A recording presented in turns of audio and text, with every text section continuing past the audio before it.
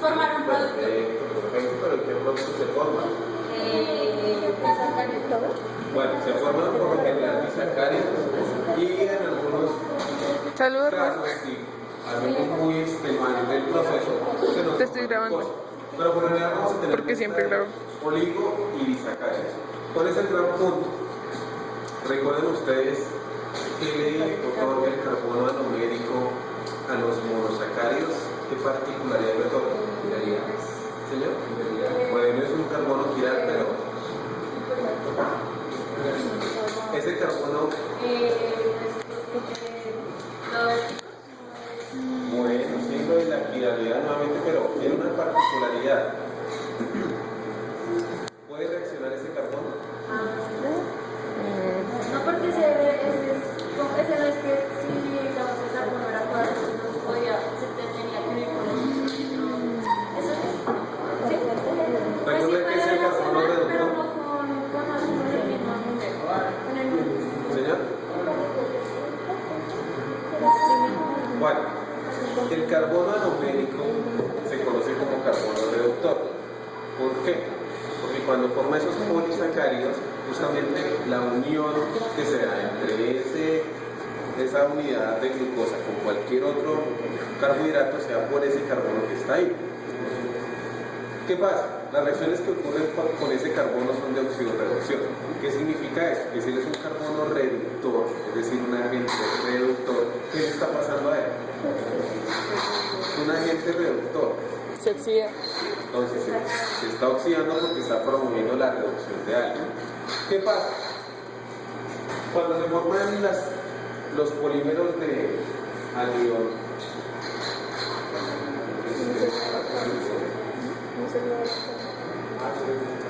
¿ustedes ya vieron algo de algunas cosas?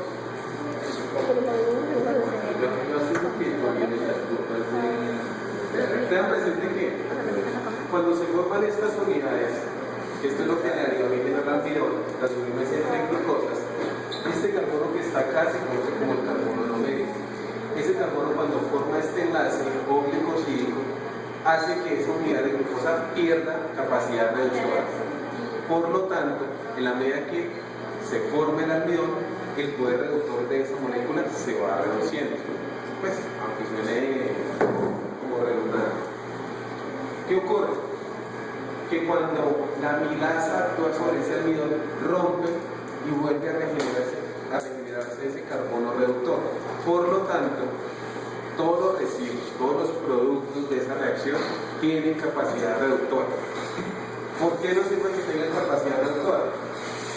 Cuando nosotros hicimos la reacción, nosotros le agregamos cobre. La solución de cobre que ustedes le colocaron, la que está en el vasito, ¿de qué color era? Azul, ¿cierto? Siempre el cobre en estado más 2, es decir, el estado más oxidado que puede tener el cobre, va a dar coloraciones azules.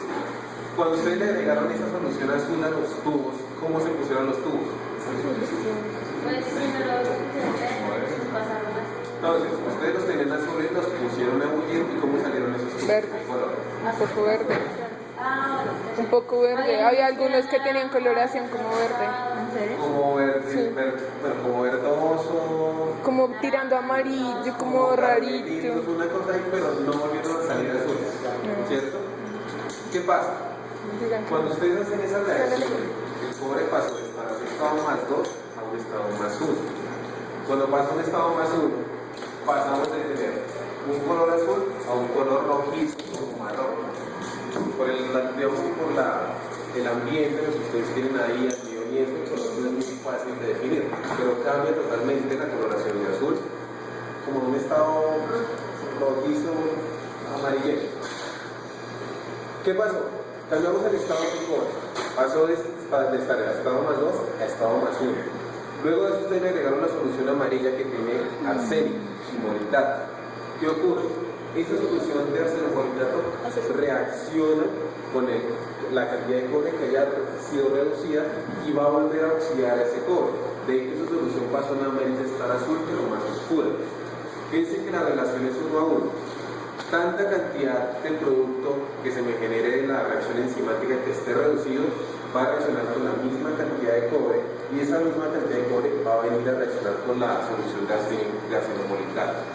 Por lo tanto, entre más azul esté su tubo, significa que la reacción fue mucho mejor. La enzima estuvo mucho más activa. ¿Listo?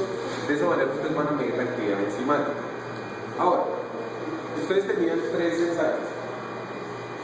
Por un lado tenían el sustrato que le diera que ustedes fueran aumentando la coloración, pero que llegara a un punto en el que la coloración no cambiara mucho.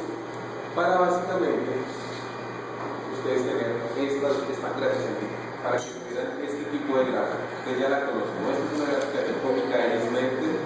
La idea es que ustedes lleguen a un máximo, y ese máximo, ¿qué les indica en esa gráfica? Que la enzima que les pasaba.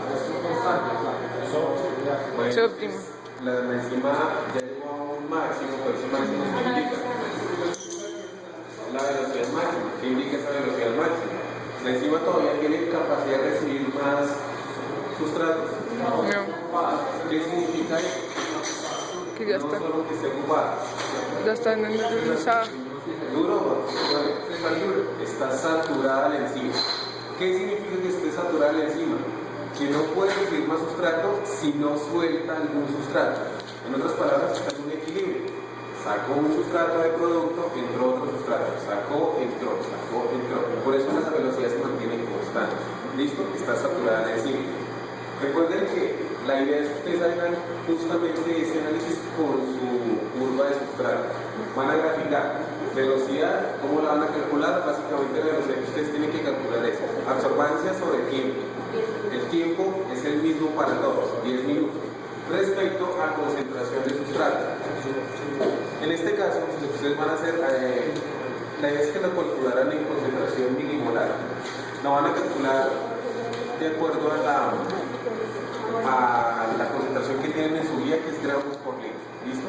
Y hacen esa conversión. Si ahí les dicen que tienen un sustrato al nivel de 1 gramo por litro, ustedes hacen la conversión. ¿Listo? No, dejan los mismos gramos por litro, pero recuerden que ustedes hicieron una dilución. Ustedes colocaron diferentes volúmenes de sustrato. Tienen que calcular la concentración de los sustratos. Recuerden que esta gráfica tiene la gran ventaja de que nos va a ofrecer, nos va a permitir ver la velocidad máxima y a la vez algo que se conoce como la constante de Michaelis.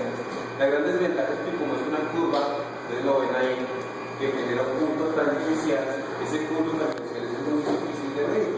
Y ahí se ustedes recurran a este tipo de procedimientos, la linealización de esa gráfica. ¿Saben o han visto ya en teoría cómo se utiliza esa gráfica? Lo van a consultar para el informe y se van a dar cuenta que es muy sencillo, entonces no hay mayor cosa. ¿Cuál es la gran ventaja de que hay una linealización? Que con la linealización ustedes van a encontrar un punto de corte, una pendiente y esas pendientes, ese punto de corte que están ustedes el valor exacto de la constante de Michaelis y de la velocidad máxima. ¿Listo? Eso para el caso de sustratos. También tienen que averiguar por un lado pH y por otro lado temperatura. La idea es que se tenga una gráfica de este tipo. Tengan presente algo, a muchos les dio el blanco un oscuro. Por lo tanto, obtener esa gráfica es muy complicado con los valores de absorbancia. ¿Qué es lo que van a hacer? Lo van a hacer cualitativo. ¿Qué sé yo? El tubo uno medio más clarito, el otro un poco más oscuro, el otro un poco más clarito. Y que tengan ese punto. El tubo uno medio clarito, el otro un poco más oscuro y el otro más oscuro. Si les da esa tendencia, pongan. Tengan presente algo, y es que la tendencia que les tiene que dar es siempre un máximo. Básicamente, ustedes me tienen que explicar cuál sería el máximo, sabiendo que la amilasa que ustedes estaban trabajando es una amilasa salivada, por lo tanto es fisiológica, por lo tanto el pH Es y neutro. la temperatura óptima que ustedes determinen Es la del cuerpo. congruentes con la enzima. ¿Listo, muchachos? O sea, que ponemos pH y cualitativa. Esto va a cuantitativo. Ojalá, si es posible, que haya el registro fotografico. ¿Listo? ¿Y ya?